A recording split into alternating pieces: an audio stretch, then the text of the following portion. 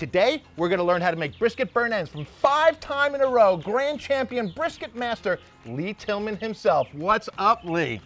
Good to see you. Let's go, baby. In today's video, we're gonna learn how to make brisket burnt ends. The first thing we're gonna do is separate the point from the flat of this beautiful brisket. Next, we'll season the brisket, smoke it, wrap it, dice it, drown it in barbecue sauce, and finish them uncovered for that sweet, tacky, squishy meat candy pillows that we all love so much. We are here with Lee Tillman, competition barbecue master, and I say master. So a couple years ago, I had an influencer party at my house, and Lee came, and the best bite of the day, hands down, everyone agreed, was his burnt ends. So I can't seem to get them right. So we have the master here. Good to see you, Lee. All right, how you doing, man? You too. Good, good. So tell people a little bit about how long you've been competing. Tell them about your run that you had this year. That's amazing. Oh yeah, we just came off of actually 7 GCs in a row, but we started in 2013 competing in Florida Barbecue Association and Kansas City Barbecue Society, and it's just grown. Now we have a sauce company and rub and sauce company, and that's right. And we're going to use his sauces and his rubs on these burnt ends today. So I say we go ahead and get started. What do you think? Absolutely, let's do it. Let's go. All right, now Lee, I know what I've always done, okay, is I've always started with a whole brisket and I cut the point off. We can buy a point locally here, but what do you do when you're making your burnt ends? Do you start with the whole brisket or what do you do? Nope, actually, since day one, I started removing the point and the flat, separating the two. There's a nice fat line you can follow. Of course, it takes a little time and effort to get used to it. But separating the two gives you a clean bark on that point all the way across the top. Yeah, because I've done it before. I've tried to smoke the whole brisket and then separate the point in, and they just don't seem to come out right. You get bark on the back and nothing on top. That's exactly right. You know what I mean? And then the other part to that is like you just said, when you cut it, if you've already smoked it, you're missing the bark on that whole bottom. So we're gonna build layers of flavor here. So, all right, well, we got this beautiful brisket from Demcoda Ranch Beef. I say we open this baby up and separate that point from the flat. Let's do it. I'm gonna let you do it. All right, I'm in. I'm chicken. I am excited. So we've got this beautiful one here. It's a Demcoda Ranch Beef. It's a prime. It's a heritage. So, you know, I always tell people, the best thing you can do is start with the highest quality piece of meat that you can afford. You know what I mean? You're always going to get a better product there. So this thing is marbling in there. Yeah, and that's the beautiful, you know. So a lot of people aren't aware. This is a prime brisket. And prime is basically graded because of the amount of fat content in it. You know, so the veins of fat in there make a real big difference. It's going to make for a better, tastier piece of brisket, and it's going to make for a more tender piece of brisket. Wouldn't you agree? Absolutely. Listen to him. He's the champ. He knows. All right, so Lee, I'm going to take this now. Take away this wrapper, and I'm going to hand you this knife and some gloves, and let's see. I want to see you separate this. I've done it before. I know how to do it, but we're going to show these nice people. God, this thing's a monster. It's huge. Look at the size of this thing. I don't know how much this thing weighs, but it is a beauty, man. You know what I like about them? When you're picking out a brisket, pick one with a nice big flat. So what I'm thinking is we're going to separate this out, and I'm going to have this flat left. You guys want to see how to do a beer braised brisket? Oh, I think that should be our next video. You want to hear that? Let me know in the comments if you want to see that. What do you think? I'm in. All right, cool. All right, so I like to bring off this decal. Okay. They call it the decal fat here. That way we can kind of see where the flat ends and the point begins. So I like to get in here and try to peel back and let the meat show me where it yes, you can kind of grab that fat like that and pull it. You can see right where it separates, so you can leave the most meat on there as possible. Exactly. Nice. Let the meat do the talking. Yep. Nice. So now we can kind of see where that fat line really is that separates the point and the flat a lot better, huh? And I just start slicing. So you're not wanting to cut the meat, you want to make sure you're cutting the fat, right? Put my thumb in there and get into that fat line. And just let the knife do the It doesn't have to be a fast process here, folks. Right, nice and easy. Make sure you find that fat line. There it is. And keep pulling up. And you want to leave some fat on both sides. You don't want to go right to the meat. I see that flat. Don't cut into that flat now. I see what you're up to here. Pull it back up here. I'm actually getting into the point part more, which is okay. I'd rather have the fat stay to the flat side. Sure. All right, here it comes. Here comes the separation. I feel it. That's a big point. It is. It goes all the way down the length of the flat, so it gets really confusing. So now we have our beautiful point, which we're going to trim up and take the fat off the top, and we have our flat, which we're going to clean up and we're going to use for a video next week. You know, I'm watching you trim this. The one thing that comes to mind is that it always amazes me how this thing looks so giant. I'm like, oh, that thing's so big, you know. Then all of a sudden you cook it, and by the time you go to wrap it, the thing is like half this size. It's so much the size cooks out of it. All right, Lee, I think we're there with the top. What do you think? Looks good? Oh, yeah, it looks amazing. Okay, good. So you can see all our lines for our marbling. Yep. Now the bottom, I know that you say you don't really do a lot to the bottom. This one's got a really thick cap on it, okay? Yeah. So I want to trim this down a little bit, because this like here, this won't even render. It's really hard fat. Right. So do you mind if I go? I think you should shave that down, and plus it'll help make it cook evenly. Okay, good. That's what I thought so too. Okay, good. So we're just going to take this off. We're going to leave a small little layer of fat there. Maybe same thing as doing a regular brisket, right? About 1/4 of an inch? Yeah, that sounds about right. All right.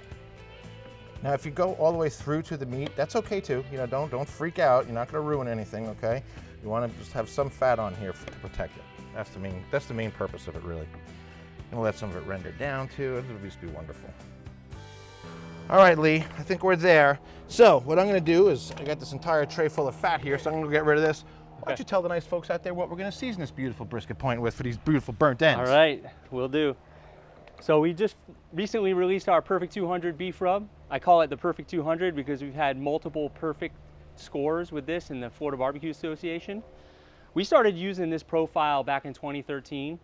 It's just got a little bit of salt, pepper, garlic, sweetness, and you would think on a brisket, why would you put sweetness? But it creates the best bark on all beef, you know, especially brisket, slow smoked. Another thing I love about this is the rub lays very nicely on the meat. It's not too chunky. Really want an even layer.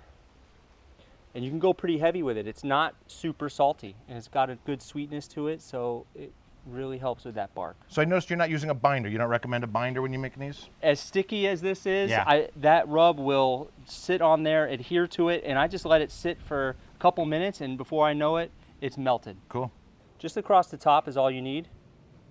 And as you see, I put it on generously. This is a pretty big piece of meat, even though it looks small. You don't do the bottom? I do the fat cap too. You don't do the fat cap? I usually don't. Okay, hey, listen, it's your world, man.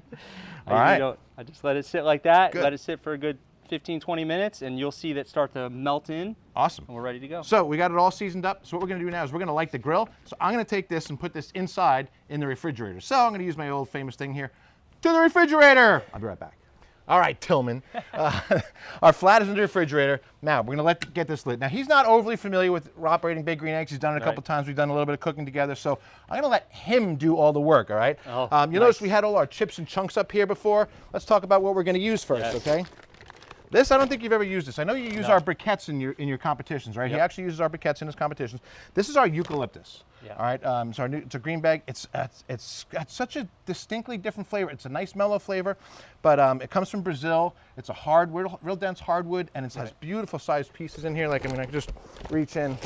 I mean, this is what you get in this bag, you know. So it's a beautiful thing. It's nice large lumps, so it's got a great flavor. I think it's going to be perfect for the burnt ends. So we're going to go ahead and load this baby up. Now I've got it out all set up here because we already used it once. I cooked on this once and have some charcoal left. So I'm going to show you, Lee Tillman, that it's okay to have some charcoal left. All right? This is what we have left from last time.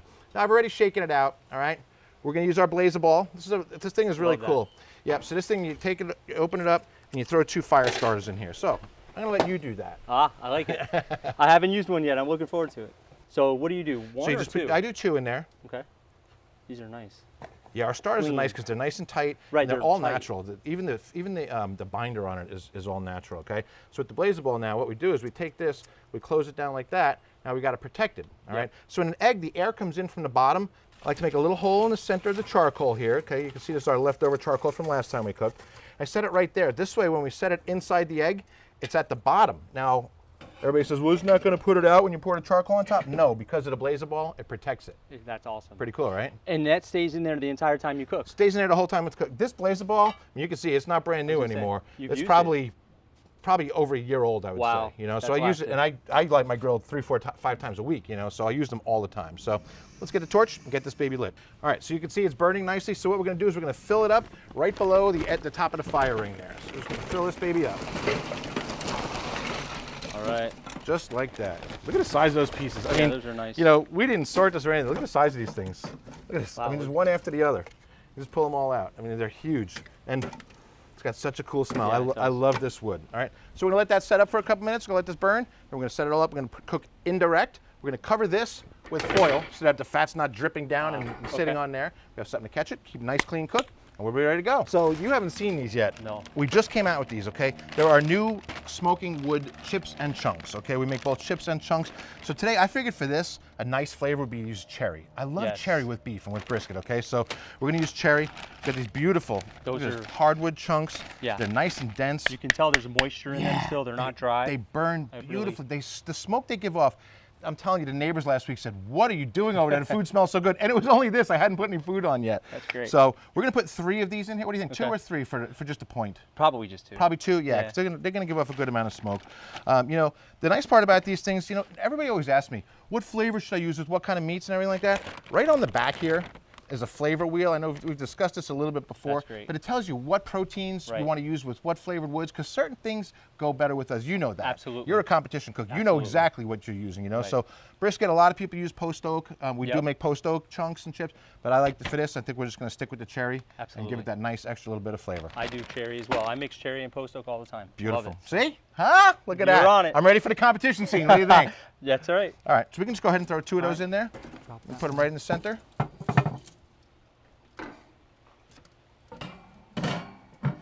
All right, Tillman. So you said 250 degrees you wanted this at, right? Yep, 250. Is that what you cook at in comps and stuff like that? At comps I don't, but at home I do. Okay. So I want to say that we got to 250 and we got it to where it's blowing blue smoke as opposed to that white and brown smoke. So I'm going to let you do the honors, all right? We just put it in this tray here in the refrigerator so it didn't spill everywhere. As you can see, look at the color on that. Yeah, put it with the fat point towards the back, the fat part towards the back. Reason being is that most times the heat comes up in the back more than it does in the front. Look at that. All right, so that should take about, I'm going to say 3 hours or so till we get to about 165, 170. Should be 3 to 4 hours. I always look at temp, but also the color. If the color looks good, time to wrap. You want that nice dark bark. Dark bark for the burnt ends. You definitely want that nice dark bark. So we're going to wait a while, and we'll just sit here for the next 2.5, 3 hours waiting. All right, Ron, it's time to wrap. All right. I was born. Oh, not that kind of wrap. Oh, you want to wrap this? Okay, I got you. All right, so let's take a look now. We should cover with the nice folks here. This thing shrunk up. I've never seen a piece of meat shrink up like this. Look at this thing. It's like it's shrunk down to nothing. It's insane. I am baffled. I think it was the fact. So this is exactly 3.5 hours. Okay, we put this. We opened it up. I was like, where'd the rest of it go? You know. But this is 3.5 hours. So what we wanted to do is normally we take it to 165, 170, right? Yeah, that's about. And then normally I just wrap it in here, but you like to do it in a pan, you said. I like to put it in a pan because I want to save the au jus. I got you. God bless you. All right, but we do the same thing now and just wrap it. Just wrap it up. Wrap the whole pan. You can do different things if you want. You can always add something to the wrap, but we'll keep it simple. For right now. It's a nice and fatty piece of meat, anyways. So. Okay. So we just wrapped it like that. Now, I want to touch on something. We don't want to talk about bark here. The color of that bark is beautifully dark. Like I said, normally we wrap it around 165, 170. But instead of doing that, what we did is we wanted to build it up longer. So we let it go. This was almost 184 degrees when we wrapped it. All right. The reason being, like I said, we wanted to develop that dark bark. We wanted to build up all that flavor because you're building flavor with that bark and texture. Exactly. So you want all of that. So now, how long do we have to do this for before we move to the next step? In an hour, we'd check it again, just because the fact that we wrapped it at such a higher temp. Okay. Now, what temp are we going to cook it to an internal temperature? Or? Yeah, I want to see around 200 for the point. About 200 for the point. Okay. Yep. Very good. And it should feel pretty loose at that point as well. All right. So about another hour. Yeah, about an hour. We'll check it. All right. Here we go. Another hour. Time ticking. Tillman, we got another hour. So should we check them and see where we're at temperature-wise, or what? Let's do it. Okay. Let's see. I'm going to open that up. All right, you can just set, you got gloves on. You set that right over here for me? Is it hot? It's hot, yeah. His face told me it was hot. All right, so, oh yeah, yep. Okay, so we're going to unwrap it now. Woo! Hot foil, hot stuff. Oh my God, look at those juices. Sweet. Wow. Perfect. We are exactly at 201, but I mean, it's just. Oh, it's tender. I mean, I just drop it on, it goes right to the pan, so it's super tender. Now what do we do from here? So, typically, I'll let it rest for a little bit. Okay. Once the rest is done, we can go right into slicing it up.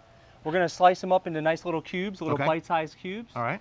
Put them back in the pan, coat them in barbecue sauce. Oh, yeah. Oh, yeah. All right, cool. So I wonder what barbecue sauce we should use. We use some sweet, which one should we use? There's this guy named Tillman, and you should probably use his sauce. I heard that at the American Royal, Tillman's Florida Gold won best sauce on the planet? Best sauce on the planet. At the American Royal, best sauce on the planet. How about that? Killer rub and killer sauces, folks. There's a link below down in the description, too, for you to order your own. Appreciate it. Here comes the part that I'm always kind of a little bit unsure of, how big to cut these things. Everybody makes them different sizes. All right, so I'm going to let you do the cutting since you're the pro at this, all right? Explain to the folks how we cut them. Do we have to look for grain patterns or anything like that? Correct. Tell us what to do, so Tillman. We are starting against the grain. Okay. So, you can see those lines running this way. Yep. We're going to go perpendicular to those lines. Okay. Let me get this out of your way here. And just start right on the edge. Nice slices. So how big do you like to cut them? I like to get like 1-inch cubes. Okay. Bite size. Okay. Anything too big and it's just a lot. Anything too small and then it's just too small. So. What we're looking for here is squishy little pillows of I mean, you can see literal squishiness. Got a nice smoke ring on there. Oh, yeah, oh boy. This is going to be amazing. You heard it, folks. Tillman says it's going to be amazing. Now, it better be. It better be amazing. I promise, Ron. So 5 grand championships in a row. We're actually on 7. 7 which in a is row. Unbelievable. Is that KCBS? What is that? So in FBA, the record is actually, from what I hear, 9. 9. Okay. So we are definitely under the pressure at this point, trying to make that happen. Gotcha. So we cut them. You cut them across the grain for it. Now we're going to go with the grain. Now we're going to go with the grain and make those cubes. I like to square off. Like these first few obviously aren't going to be the same size, and that's fine. Okay. Those are just what we call chef's choice. Oh yeah, where's my chef's choice? Yeah. Oh yeah, chef's choice, good. Oh, God, that flavor. So we're going to go about that 1-inch cube. Okay. Nice and long like that. See, I would have cut them much bigger. This is why I'm so glad you're here showing me this. This is great. Just like that. Of course, your ends will be not perfectly square, and that's... Of course. I mean, I know the point is different shapes and everything like that. You're going to have some with different thicknesses, so some are going to be cooked a little more than others. But so you were trying to keep them pretty similar in size. Yep, uniformity. 1 by 1 or so. There we go. Beautiful. Look at that. And the last one. I want to eat them now. Oh, we can't. Got us awesome. We need to make that meat candy, right? Meat candy. All right. So now we're going to throw them right back in here. Is that right? Yep. We're going to put them right back in the pan. Okay. So I don't worry about, picking them up one at a time. Just scoop them up, toss them in. Spread them out in your pan. Excellent. Now, now comes the sweet part, right? That's right. All right. Sauce time. Sauce time. So what are we going to do here? I like to use competition brew and chipotle apple mixed. Okay, so chipotle apple is obviously, there's your flavor, chipotle apple. Right. Now your competition brew is kind of a sweeter kind of. It's more, I call it, it's like a Kansas City sweet. Okay. All right, good. And how much of each are we going to use? A whole bottle or? I tend to do 1 bottle of competition brew to half a bottle of chipotle. Oh, I was kind of kidding. All right, okay. With this much, we're not going to have to do that. We'll just kind of eyeball it. We're doing it. We're doing it. We're going all the way, baby. We're hosing them down. I'm going to swim in this afterwards, okay? All right. You do that one, I'll do this one. Ready. Here we go. Cross swords. Crossing the streams. Guys will know what we're talking about. Girls are like, crossing the streams. What? That's probably good. Give them a little toss. You got the gloves. You toss them. All right, I'm tossing them. Oh, my well goodness. Coated. Come on. For real? Get them well coated. Oh, can't we just eat them now? Look, they look so freaking good. We mixed them to coat them. Everything has a good coat on them. We want them to turn sticky and tacky on top. That's is that right? Exactly. So now are we going to cover these again now? Nope. You want to leave them uncovered at this point. Let them get more smoke. All right. Well, you got the gloves on, so we'll go ahead and do it again. We're going to put them right back in. Beautiful. So I know you just told me, but just make sure it's going to be about another half hour or so? About 30 minutes. We'll open the lid and take a look and see how they caramelized. I can't wait, baby. Burnt ends. Like seriously, I could really just reach in and eat them just like that right now. I have. No, I'm sure you have. I'm sure you have. All right, so another half hour. We're getting closer, folks. We're getting closer. They look like they're going to be ready. Oh, my God. Oh, yeah. God, they're beautiful. Look at the color on that. Holy smokes. Yeah. Those are amazing. Look at that. And they're so soft and tender. Yeah. So, it's kind of funny because this is, Tillman, they're gorgeous. I mean, they are out there. When food looks almost too good to eat, you know that it's going to be right, Yeah, I tried one before I was supposed to. Yeah. Oh, my God, they're so good. I can't keep my hands away. Dude. All right, I know I'm going to get lost in eating it, so I have to cover this first. Guys, you know me. I'm your host, Captain Ron, as always. Do me a favor. Subscribe to our channel. Join us. Come back for more, okay? Absolutely. We send one out every single week. We send you an email and everything. So sign up, subscribe, give us a thumbs up, and we'd love to hear you leave a thumbs up and leave us a comment on the video. Come on, leave us a comment down below. I want to hear from you. I promise we'll reply, all right? Now, Tillman, it's time to get into the seriously important stuff. Filling our bellies. These look amazing. The bark on them is outstanding. The caramelization of this sauce is just ridiculous. I mean, it's just... I like to take them in my fingers and feel the grains. I mean, come on. That's how you know it's been rendered. I can just squeeze right through it. I mean, just literally squeeze right through it. It's ridiculous. I don't want to squeeze mine. I want to eat it. Don't squeeze it. Here we go. Cheers, man. Cheers. Beautiful job. Well, this will be the test right here. Holy. Thermometer drop. Oh my God, is that good? Lee, seriously though, I was a little bit curious about using this as a brisket rub. Right. Thank you. On point, man. On point. I think you told them before what was in it and everything, right? Right. Yep. Outstanding. And your sauces. This is the chipotle apple, and the competition. What a killer combo! You get a little bit of each one too. Right. You can taste it. It's amazing how they work together, but you can still taste the complexity. Yeah. Each one. You know what? That's probably a really good word for complexity. Right. Because you're absolutely right. You taste it. I just expected it to taste like sweet barbecue sauce. Right. But you really get that hint of apple. You get that little bit of zip from the chipotle. Right. Doggone, that's good. Guys, drop Tillman a note down below, all right? Subscribe to him. Where can people find you on social media and everything? Everything is at Tillman's BBQ. Okay. Or my website, of course. Yep. TillmansBBQ.com. Excellent. They can order the sauces and everything on there as well? Order there. Okay. Message me directly if you have questions. We can always help you out. Fantastic. Well, listen, man, I want to say thank you so much, all right? Thank you. This has been a bane of my existence for a long time. I just cannot get these things right. Boy, did we get these right today, man. And I appreciate it. You know, guys, if you want to learn how to do something, you call the champions and you have them teach you how to do it. That's how you do it. So we're going to get to work on these burnt ends because my belly is going to be about here in about 2 minutes, all right? He's looking like he wants some right now, so we're going to sign off. Thanks for showing up, guys. Remember to get out and grill. We'll see you the next time on the FOGO Life. Captain Ron? And Tillman. Out.